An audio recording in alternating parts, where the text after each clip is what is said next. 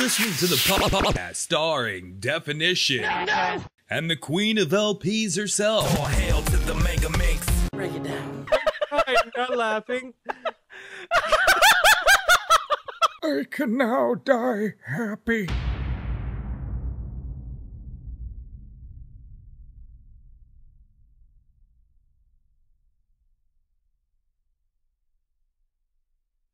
Hey everyone, and welcome to a new feature for the channel. This is going to be a podcast feature, and this is kind of like the pilot episode. What we're looking for here is some feedback from you guys about what you'd like to hear, the sort of stuff you'd like us to talk about. Please be warned, we haven't done this before, so if things are a bit ropey, bear with us, because it will get better. We're aiming to have some guests on the show as well, if this becomes a regular thing. We also need a name for the podcast as well, so if you have any suggestions, please comment below with a name, and if you do pick the name that I think, wow, that is a fucking good name, then I will be like, yeah, this person thought of it, it's all them, and credit you. I'm here with Definition. How are you, Def? Hello. I've had better mornings. Yeah, you're Barry White this morning. Yeah. I did drink copious amounts of alcohol and smoked copious amounts of cigarettes. It's disgraceful behaviour, but it's what I expect from you. That's pretty much what everyone expects from me. What I do best. It is what you do best. Anyone who's seen the Borderlands videos will know the sort of stuff Def gets up to. Disgraceful. Anyway, this is going to be a podcast with me and Def hosting. Going to talk about gaming-related stuff and movie-related stuff. And in fact, I think we're going to lead with some movie-related stuff. Is that right, Def? Yeah, we got two bits on here. We got the Assassin's Creed movie deal. They're planning on making a movie based after the Assassin's Creed franchise, which is going to be, from what I know, backed completely by Ubisoft. And actually, Ubisoft has their own movie studio now called Ubisoft Motion Pictures. Yeah. Wow. And from what I know, the main character will be played by Michael Fassbender. Yeah, I think that's how you pronounce it. Yeah. I think and I wasn't sure about that because he's German, I believe. I believe he is indeed. It does sound like a German name. Yeah, he's a German actor. He was actually in *Inglourious Basterds*, I think. I do like that movie.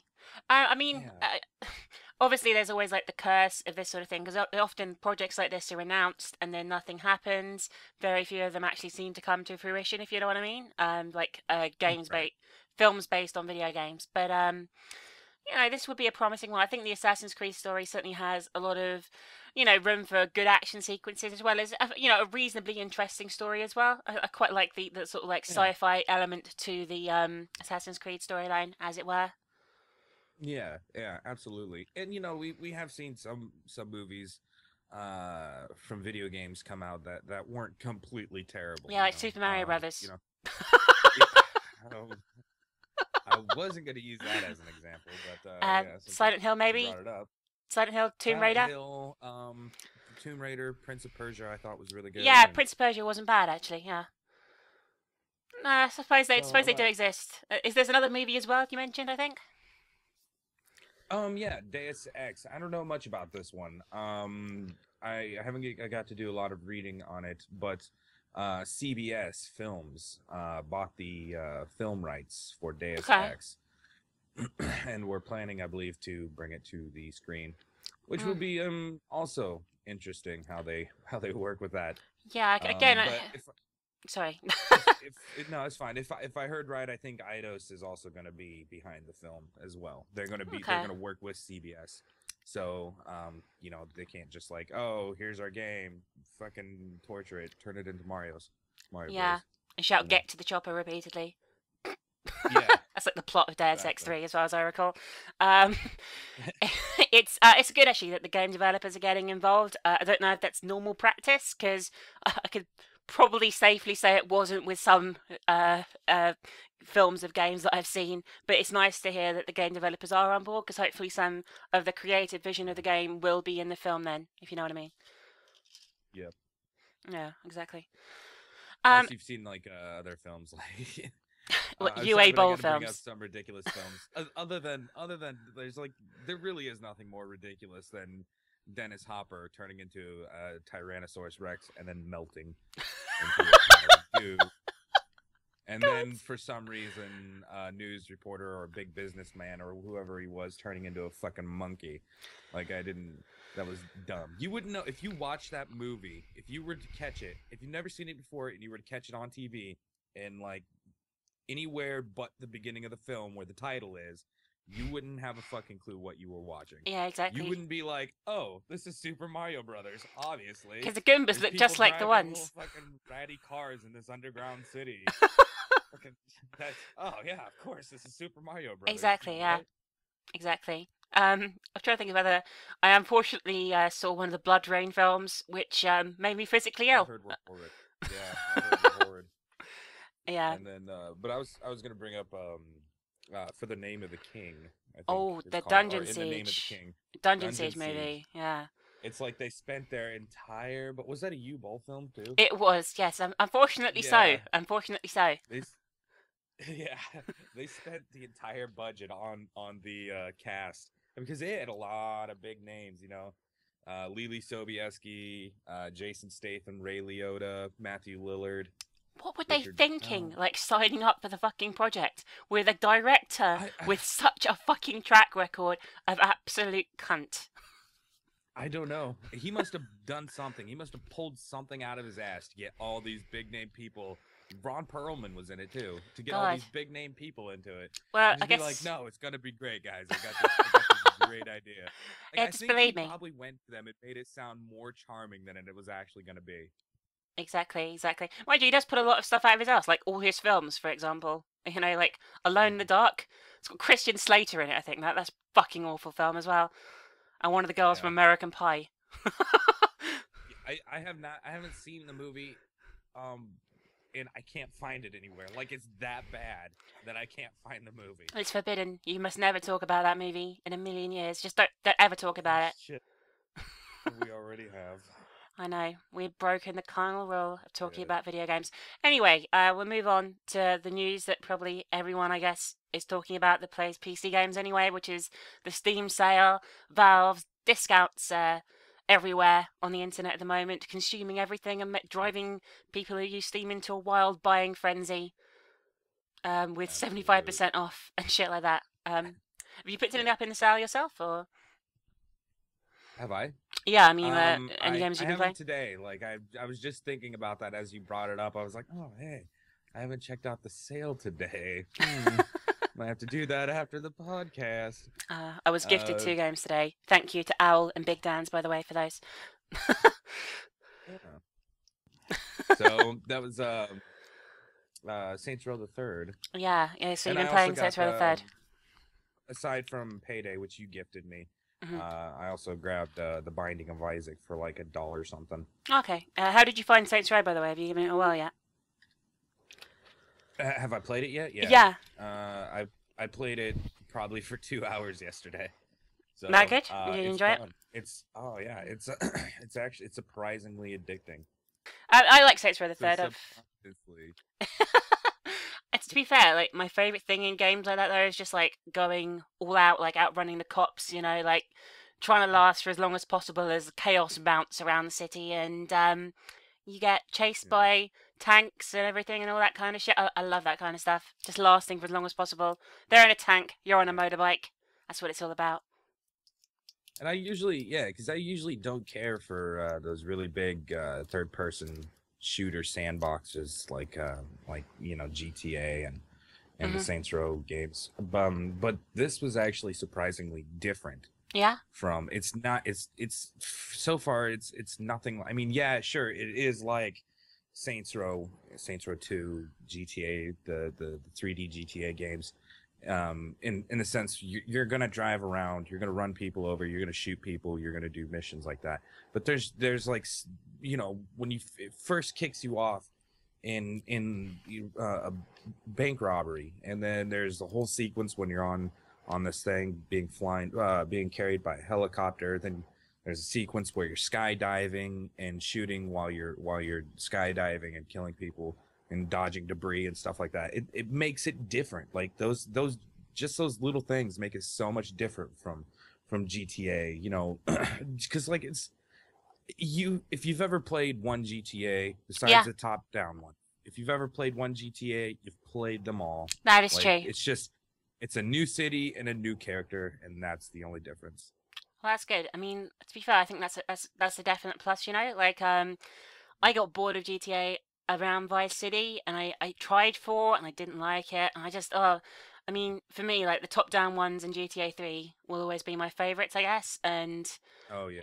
it's just how maybe it's just an overdose of nostalgia, perhaps, but I don't know. I really prefer those.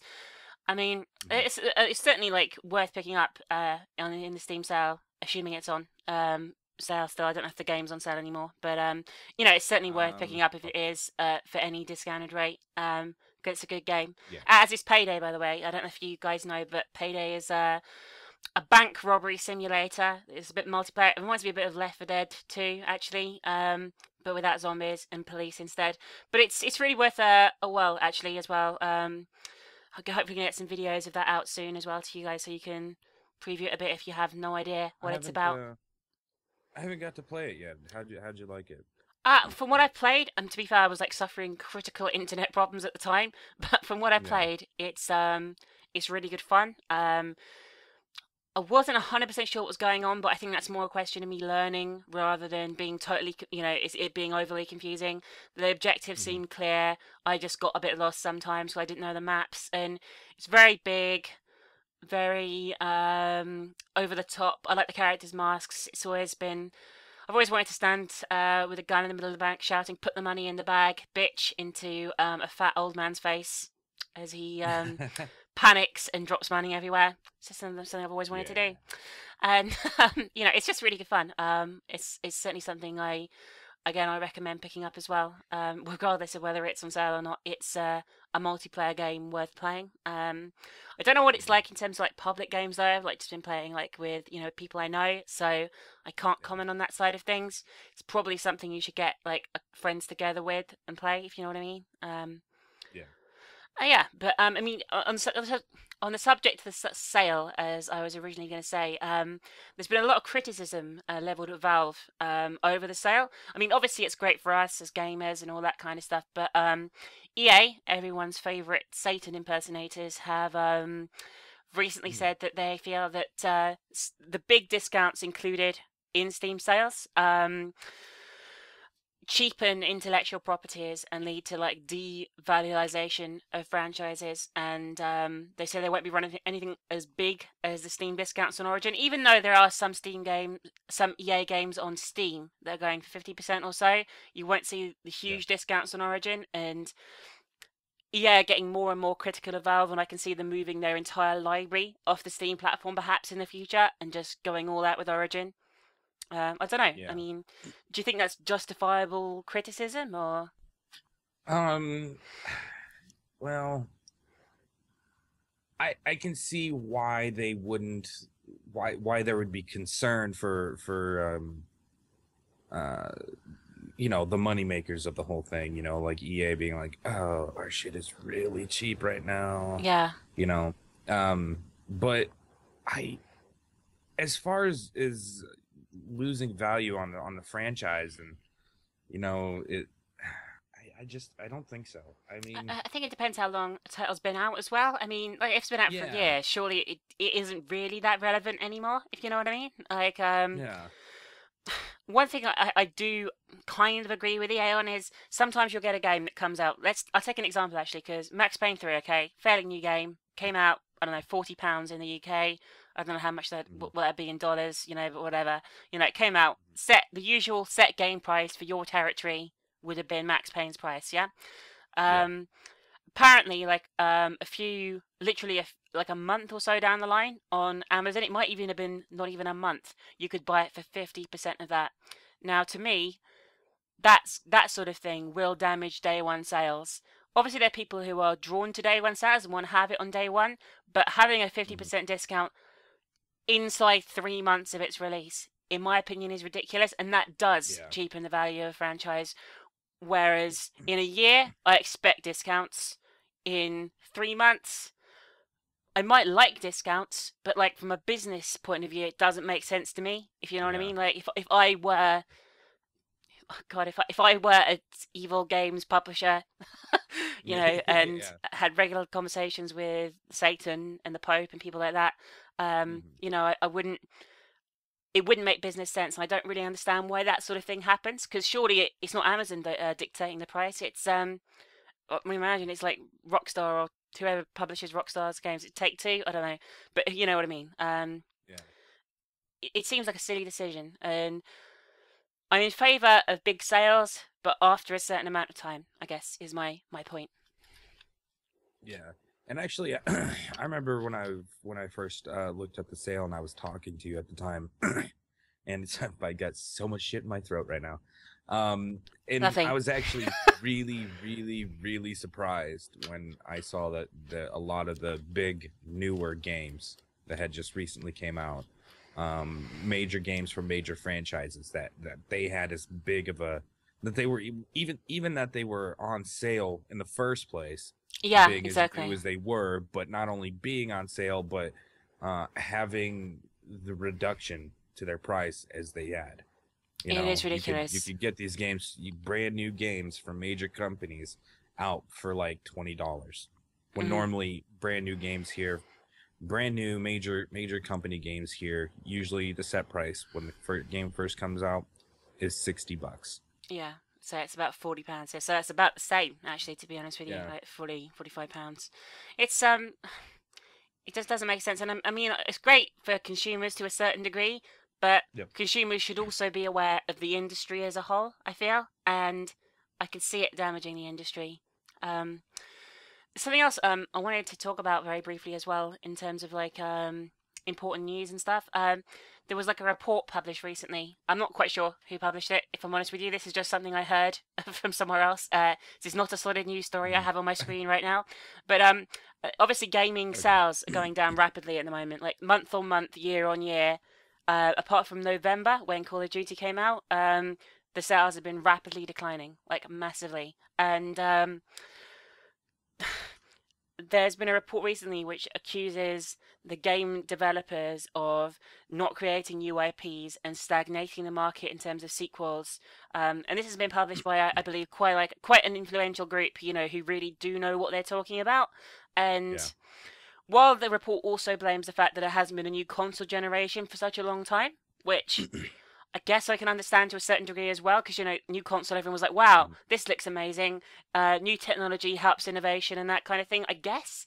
But I think that it's right. I think that, you know, stagnation of franchises is a problem. I mean, there's so few new franchises that, you know, like, establish themselves. Yeah. And even when a game developer does try, quite often there are failures. Like Kingdoms of Amalur. I love that game, but it bombed and the studio went bankrupt. While EA have been saying lately they want to make another one, I mean, what are the chances really, you know? I mean, Yeah. I can see it killing There's off the only- industry, you know? There's Lot- only one solution. There's Yeah. only one solution. What's the solution? We have to make another Call of Duty. Oh my god. That will revitalize the entire gaming market and everyone will want to buy it. Let's hit this one. Let's hit this one on the moon, though. Call of Duty Moon Ops. Actually, I think there's a Call of Duty where there is like I think it's like a zombies thing though. Oh, okay. The Which new is one actually is basically like a futuristic, though, big isn't it? It's like a futuristic Yeah. type thing. Yeah. God. It's just ridiculous. I mean, I said killing the industry, that's probably too strong a word, but I think like crashing the industry, like, you know, like a video game crash like we've had before, I could see that happening if things continue the way they are. Sequels aren't always bad things, but quite often when they're on a yearly basis, I think they are bad things. And I see this in Assassin's Creed, in Dead Space almost now as well, perhaps. In obviously Call of Duty, all the sports series, you know, that kind of stuff. I mean, really, a lot of them aren't that different from the previous ones. In fact, let's be honest with you, fuck all of them are different to the previous ones. They're the same fucking game. And that is not innovation, that's repetition. And I think repetition is something that can hurt the industry dramatically. That's why I was confused about people getting really, really excited about the new FIFA games. I'm like, isn't it kind of the same as the last one? But it's got Kinect support now. Kinect support. I'm sorry, you play football, not soccer, football. Mhm. It's it's silly. But oh well, it's just the state of the industry, I suppose. But yeah, it's just the way, unfortunately, things seem to be and are headed, I guess. It's a shame. It really is. It is indeed. It is indeed. Anyway, I'm actually going to cut this short now because, this is just going to be a pilot episode, and I want to see people's responses to what we've done. I hope you guys have enjoyed this brief discussion we've had here. An actual episode would be longer, and we'd prepare more stuff to talk about, have a guest, that kind of things as well.